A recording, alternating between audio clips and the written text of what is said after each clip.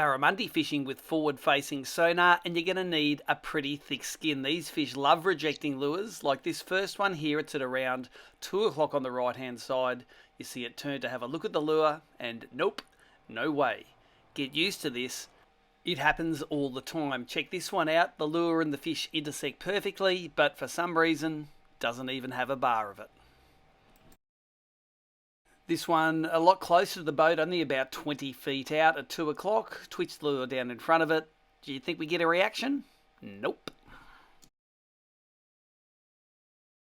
Every barramundi is different, and sometimes it's a real game of cat and mouse. Different colour palette here, but same sort of result. You can see this fish heading away at 12 o'clock, but then turns when I twitch that lure. And for the next 20 or 30 seconds, it's in, it's out, it's in, it's out. Finally, it eats it, and it's out.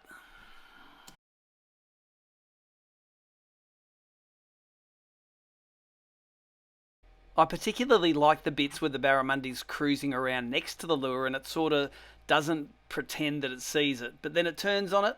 This one eats it now and misses.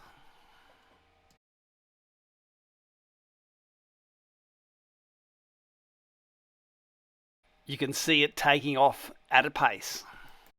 So sometimes you think, I am going to be so stealthy that the fish is going to think it found this bait and is going to eat it, and check out how slowly this one approaches and then rejects it.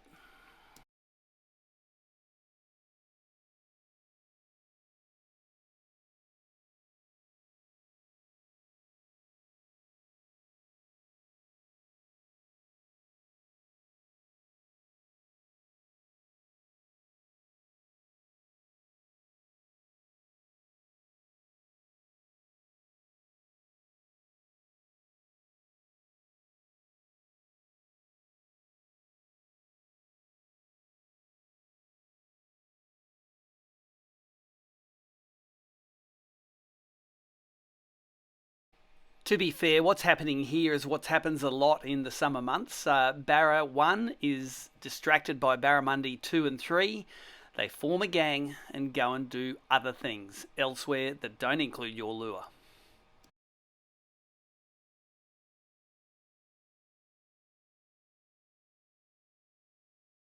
Now check out this fish here at 11:30. The lure's right in front of it, and there it spins on the lure. You think it's going to belt it. But no, it turns away and sinks back down under and out of the beam. The lure's still there. I don't move it. And that fish is just underneath, stalking it now. It would be 45 degrees, nose up on the lure. You think, yes, it's going to eat it now. But nope, barra don't do that. There he goes, taking off.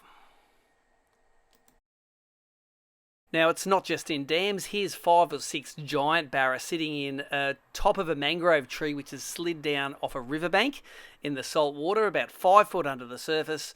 Drag jerkbait after jerkbait through there, fast, slow, stopped, go. They're not going to eat it. That's what barra do. And what about in down mode? The barra here are only 10 to 15 foot deep in 15 foot of water, and they are stacked in this snag on the bottom.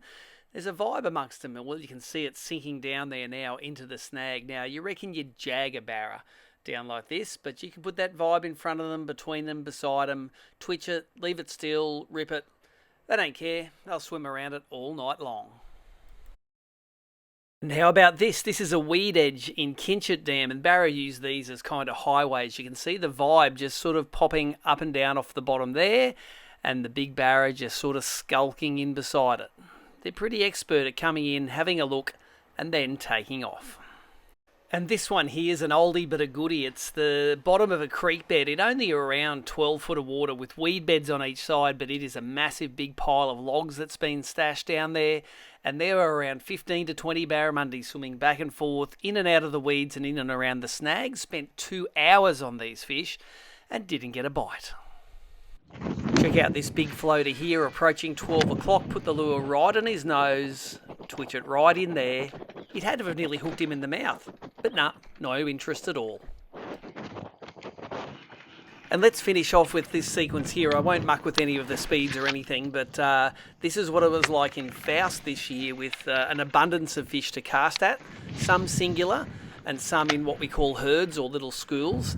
didn't really matter today. The casting wasn't good enough to put them right on the nose, and when it was, it spooked the fish. And hang around to the end of the clip, because you can actually see a lure hit 2 fish in a school, and it just moves them on a little bit. They're a little bit spooked, but they just keep on going with life. The moral of the story for all of this is sometimes you just need to find a barra that wants to eat your lure, and if it doesn't want to eat it, there's nothing really you can do. Heard.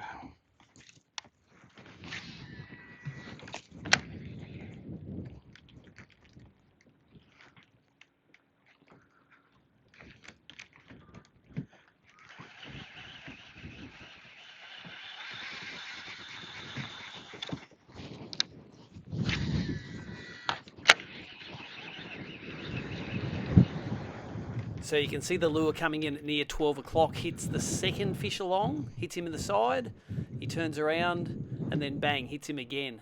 And those fish are spooking, they're not going for the lure. Scattered the herd, and it's time to find a few more fish.